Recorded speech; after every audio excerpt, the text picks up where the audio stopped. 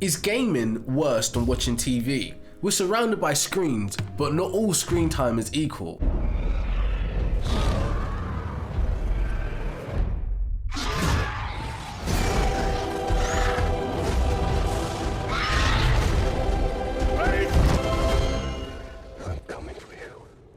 You probably want to drag your mum and dad to sit down and watch this one with you, because I know they're probably bonking you on the head with all kinds of nonsense that's been propagated in the world for a very long time. And I'm here to tell you it's not, on various levels, for various really good reasons. So before we get to the various benefits of gaming, let's just knock the quick one out of the way. Gaming leads to violence. 90% of popular video games are violent. No! All right? You think God likes violence?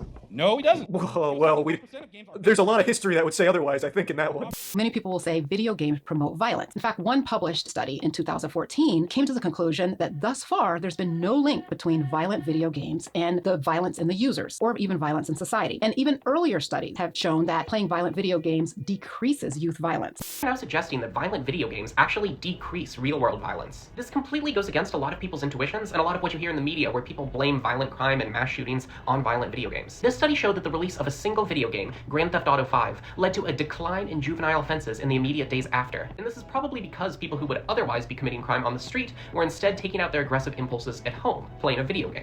I've been playing Madden, which is a football video game, for 20 years, right? Never once have I wanted to play football. I had never been playing Madden for 8 hours and been like, man, I'm ready to take some snaps. How does that cause violence if it don't even cause sports, all right? If you play violent video games, does it make you more aggressive and change your personality? That's a myth. Overall, it won't do that. Hope that helps. Debunked. Games engage the brain, while TV encourages the brain to go to sleep. When you engage in playing games, you're constantly problem solving, adapting your strategy, and making decisions. This encourages your brain to stay engaged, and it lights up your neurons in the scientific kind of way of saying that. Mind control gaming is exactly as it sounds. It is gaming with your mind. So in my case, I have an EEG that picks up my brain activity, and then I've just translated that into pushing buttons on a virtual controller. An EEG, or an electroencephalogram, which I've had to spend a few weeks practicing how to say, is a bunch of electrodes that go on your scalp, and it picks up the electromagnetic brain activity that comes from your head. It can look and see what kind of activity is going on, and if I've trained it to recognize what this means, then it can look and see if you're doing that. For instance, imagining something coming towards you could make a character attack in game, something lifting dodge, and something sinking in water heal. I can move the character by tilting my head. The kind of things that you should say to me to get some brain activity are anything that would elicit a really strong emotion. The best one that I've seen so far is fear and shock. So when I'm playing horror games, it lights up if there's a jump scare. Active engagement with games boosts focus, memory, and cognitive functions, while watching TV does none of that. Too much TV can slow down your mental functions. According to USA Today, you actually become dumber the more hours you watch television. Your IQ kind of depletes, like a muscle becomes weak without use, your brain becomes weak as well. So when you're watching television, your mind is spaced out, almost in a dreamlike state. The problem is that if you are spending hours each day in this spaced out state, you are dulling your mental functions. Like any other part of your body, your mind requires exercise to stay sharp. Watching TV all day does to your mind what lying in bed all day does to your body. It starves it of the exercise it needs to stay in shape and slowly erodes your mental strength. Make sure you are challenging your mind each day, tackling new problems that require critical thinking skills. Read, work on puzzles, write, paint, or do any of the countless activities that challenge your mind and keep it sharp. Otherwise, you risk letting TV slow down your mental functions and dull your sharp wit. Games build skills while TV wastes time. Playing games improves hand-eye coordination, critical thinking skills, and time and resource management, while TV just encourages you to watch more. During your last binge session, whether it be Breaking Bad, The Office, or Tiger King, did you have these thoughts running through your mind? Just one more, then I'll stop. I only do it on the weekends. I need it to relax. Everyone else does it. Then you might be disturbed to know that these are the very same thoughts of an addict. You don't need needles, poker chips, or alcohol to become an addict. All you need is a Netflix password and a decent Wi-Fi connection. Streaming services have found a way to exploit our psychological need to complete things. Humans seriously struggle with unresolved storylines or communications, which is the driving force behind what makes us want to finish a book we didn't like reading, a long saga of movies that haven't been good since the first installment, or a TV series. Political psychologists have said that binge-watching marathons of your favorite show trigger a release of dopamine in the brain. And when you're engaged in any activity that triggers a release of dopamine, the chemical that gives the body a natural high of sorts, the brain reinforces and motivates continued engagement in that activity. Your brain is telling you not to stop, so you don't. And that's how experts have seen people build up something resembling an addiction to TV shows. The neural pathways that lead to drug and sex addiction are the pathways carrying the same pleasure chemicals throughout the brain during marathon sessions of TV. So over time, gameplay could actually make you sharper and more on the ball in terms of your ability to think, while TV leaves you no better off. By 2002, Southern Hills Golfland would close, and arcades all across North America were going out of business. The competitive environment that created fighting game communities all across the world was going away in the States, and the crew behind B3, B4, and B5 wanted to find a way to preserve it. Enter the Evolution Championship Series, or EVO for short. EVO Moment 37 was everything EVO was supposed to be. It was a display of pure skill, under immense pressure, with a crowd just inches away from the players. After that, EVO organizers and members of the fighting game community realized that things like EVO Moment 37, which went viral on a young YouTube, could turn EVO into an ambassador, helping to grow the fighting game community. Games connect people, while TV separates them. Online gaming and communities are like a new framework of how we're going to live in the future. Co-op gameplay fosters new friendships and relationships that could last a lifetime, simply through communication and shared goals. While TV is mostly a solo activity, even if you watch it with someone, there's no guarantee that you'll be discussing what you're actually watching. And to be fair, most people get irritated when any kind of critical thinking or engagement with the subject matter comes up during the media. Cynthia? Oh my god, no. I told you! Hold on. Will you please not marry me? I choose Veronica. What? Yes! Called it. Why would he choose Veronica? Because he loves her? Well, if it's any consolation, Summer, none of it mattered and the entire show was stupid. Okay, I got an idea, Rick. You show us your concept of good TV, and we'll crap all over that. I thought you'd never ask. In other news, TVs still make noise even when people resume their conversations. That's right. Yes, studies have determined that merely turning your head and speaking to your fat and gross family members will not deactivate a functioning television. Amen, Mom. How crazy is that? You actually have to turn the TV off. It'll keep on going. Let's go ahead and turn off the TV. There we go. In games, you're not just watching, you're connecting with the game and with people.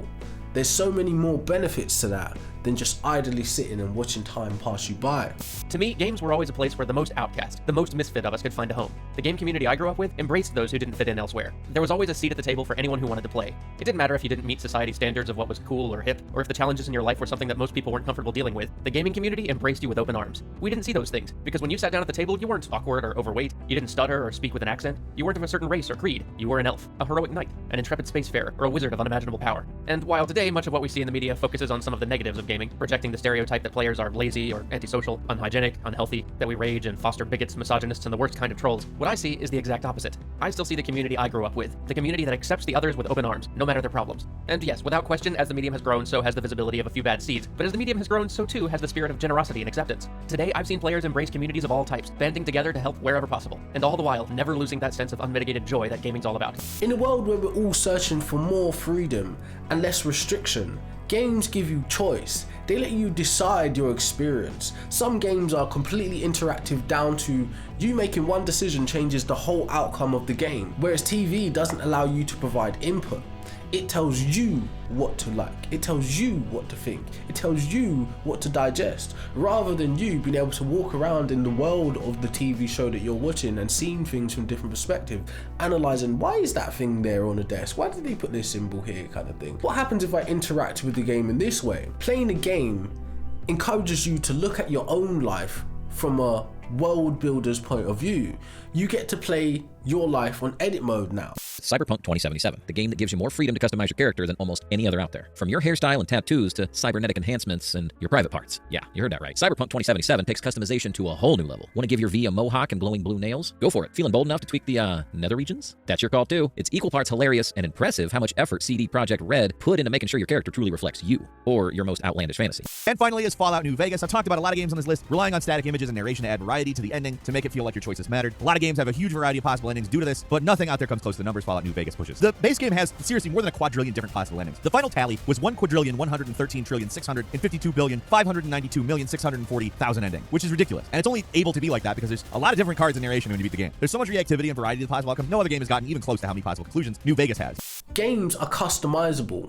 It's your choice. While TV is very limited, scheduled, which is why they call it TV programming, and it usually repeats the same repeatable formula over and over again. And whilst there are hundreds of genres and subgenres of great TV shows, there are also hundreds of genres and subgenres of games. Some allow you to be competitive, some allow you to be creative, some allow you to wage war, some allow you to be peaceful and thoughtful. It all depends on your pace, you get to decide. You don't just have to absorb that experience from a passive watcher's point of view. You can actually experience that experience and have a completely different narrative of what you saw, how you felt, than the next guy. I love this game. I think it's phenomenal, but I am a certain kind of player. You're a different kind of player than me. Do you like games with a lot of tension? Do you like a game that's not going to pull its punches on you? An environment that wants to kill you, where you might lose everything if you screw up. You might have to start over on your character. Not your progression, but your gear, right? Like, I like this game because you live in spite of the game. Constantly. It's great. It's really, really entertaining for me. But you may not like that, and that's okay. Games are a lot less mindless. Mindless consumption leads to mental dullness, emotional numbing, and wasted time. Yes, games can be intense as much as they can be relaxing, but they keep you engaged and challenged. You're not just escaping, you're participating in your freedom. And in the world that's coming, your freedom is going to be the most important thing you have.